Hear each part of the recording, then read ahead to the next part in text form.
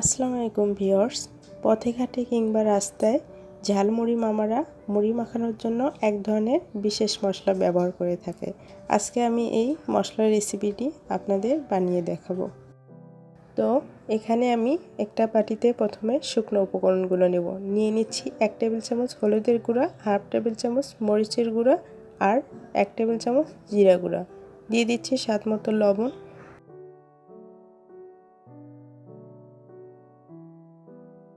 পানি দিয়ে একটু সবগুলো উপকরণ ভালোভাবে মিশিয়ে নেব।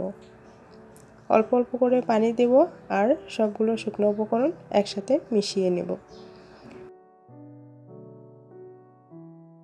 এই তো আমার শুকনো উপকরণগুলো মেশানো হয়েছে। এবার আমি এটিকে একটি সাইডে রেখে দিচ্ছি। চুলায় একটা আমি প্যান বসিয়ে দিয়েছি। দিয়ে দিচ্ছি 1 কাপ পরিমাণ সয়াবিন তেল। আপনারা চাইলে সরিষার তেলও এখানে ব্যবহার করতে পারেন। দিয়ে দিচ্ছি হাফ কাপ পেঁয়াজ বাটা। পেঁয়াজ বাটাগুলো দিয়ে আমি ভালোভাবে একটু তেলের সঙ্গে মিশিয়ে নিচ্ছি। দিয়ে দিচ্ছি 1 টেবিল চামচ আদা রসুন বাটা। এবার আদা বাটা আর পেঁয়াজ বাটাগুলো ভালোভাবে তেলের সঙ্গে নেড়েচেড়ে একটু ভেজে নিচ্ছি। ভালো করে ভেজে নিতে হবে যাতে আদা রসুনের গন্ধটা না লাগে। এবার আমি শুকনো উপকরণের যে ব্যাটারটা তৈরি করে রেখেছিলাম সেটা দিয়ে দিচ্ছি।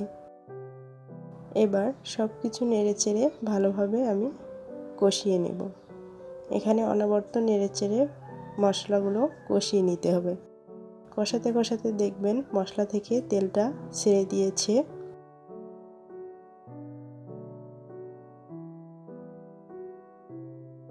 এ পর্যায়ে আমি 1 কাপ পরিমাণ পানি দিয়ে কিছুক্ষণ রান্না করব।